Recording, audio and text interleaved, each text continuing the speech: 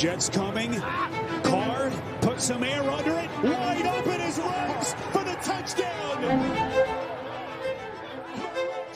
Believe it or not, the New York Jets used to be something. At one point in time, they were the most important franchise in the AFL, the team that legitimized an entire league.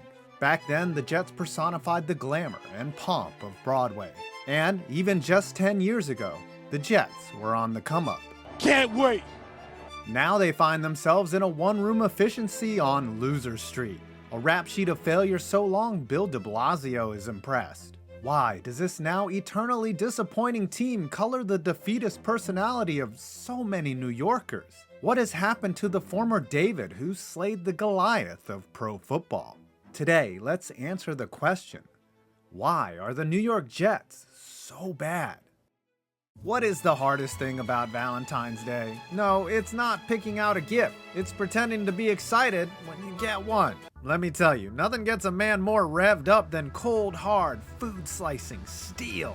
Introducing Kamikoto, incredible Japanese steel kitchen knives that use over 800 years of technology to handcraft perfect culinary cutting tools. The quality of these knives is beyond their good looks. Each knife goes through a rigorous 19-step process that takes several years from start to finish. Kamikoto is so confident about their knives that each one comes with a lifetime guarantee. And look at the Ashwood box they come in. Don't act like if your significant other gave you this, you wouldn't get instantly aroused. Or hell, treat yourselves to these knives. It's your world. These knives are amazing. They cut through any ingredient with ease and make the whole cooking process delightful. Legit, I can't wait to use these knives to slice through more things. The look, the feel, the weight, you know you are holding a knife that will last a lifetime, maybe longer than your current relationship. So after this video, treat yourself or heavily suggest to your partner that you want Kamikoto knives. They are having a massive Valentine's Day sale and you can get $50 off any purchase by using my code 5points. Spell it out, FIVEPOINTS. So click on the link below or go to kamikoto.com/5points and use my promo code 5points to save $50 and maybe your relationship. Finding rock bottom. The last time the New York Jets found themselves in the playoffs, they were a win away from playing in Super Bowl 45. But after defeating Peyton Manning and Tom Brady in consecutive weeks, they were staring down a 24-point deficit on the road in Pittsburgh. The underdog Jets, led by their boisterous head coach Rex Ryan, attempted a valiant comeback. Except, it fell short. That was January of 2011. It's been a full 11 years, and since, the Jets have failed to make the postseason. The Jets' last 10 years are a tragedy, all on their own.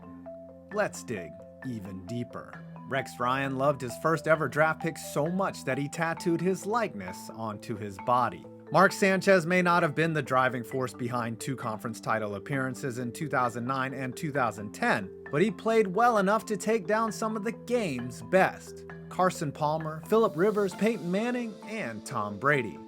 Mark Sanchez beat them all in the postseason. Yes, Mark the hot dog eating Sanchez. But when his supporting cast began to decline, the franchise began to crumble. In 2011, the ship began taking on water, despite starting the season with a 5-3 record. Sanchez lost a shootout to Tim Tebow on national television. Then the Giants used their roommates as a springboard to winning Super Bowl 46. 2011 may have been when the decline began, but the Jets really found the bottom in 2012.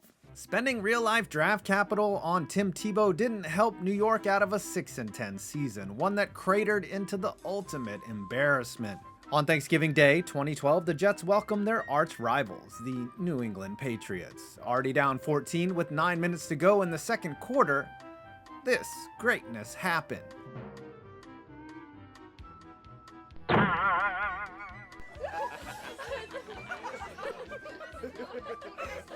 The butt fumble was rock bottom for the New York Jets. Metaphorically and quite literally, it was the perfect symbol for a season and a once proud team that was circling the drain. It was so humiliating that Jets superfan fireman Ed left the game at halftime, while his team trailed 35-3. Ed wouldn't return to a Jets game until September 2015. The butt fumble happened in 2012, but since then, it's been a symphony of new lows until present day.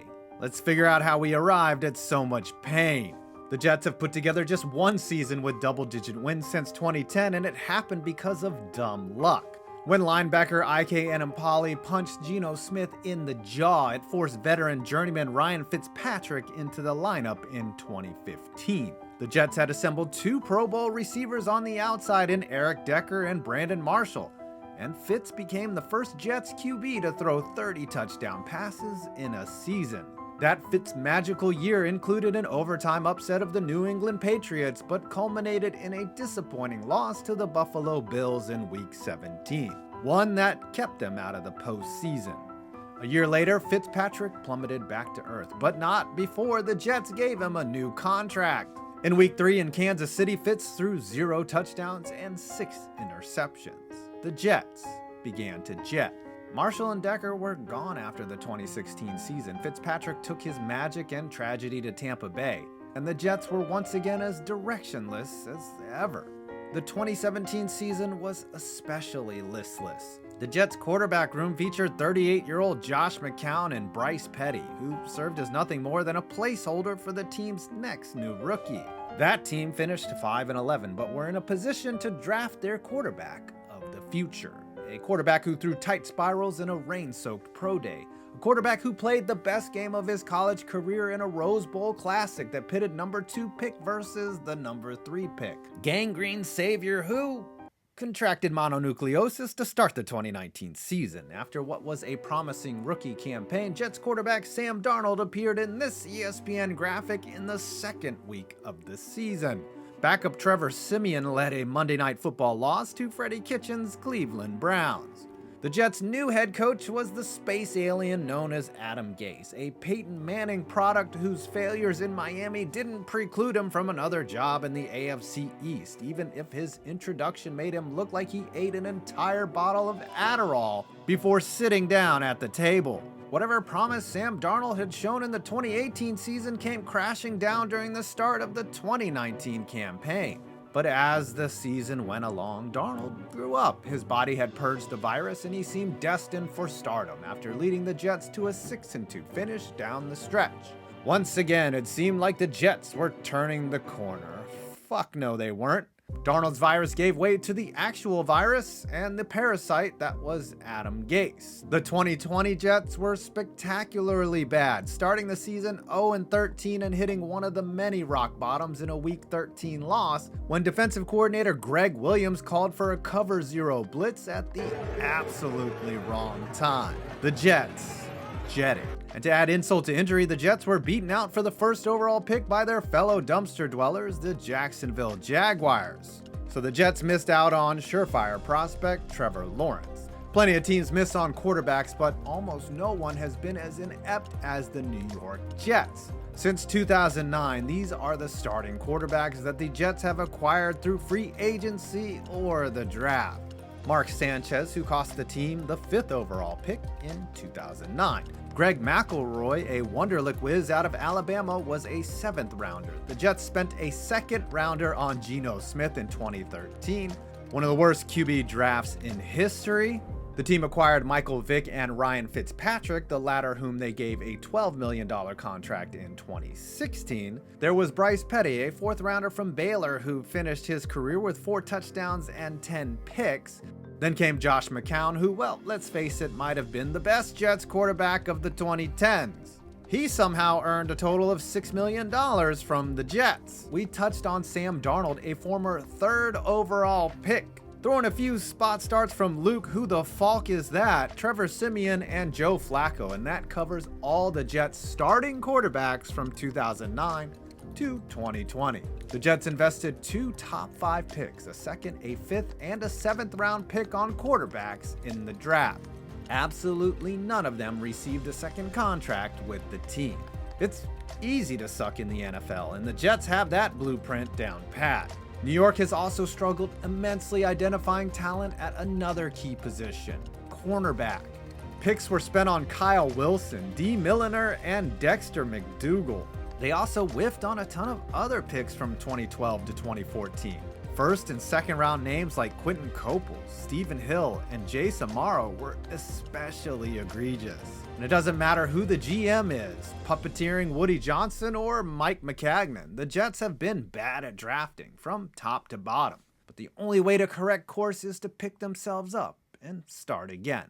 So how do we fix this? In the 2021 NFL Draft, the New York Jets select Zach Wilson, quarterback, BYU.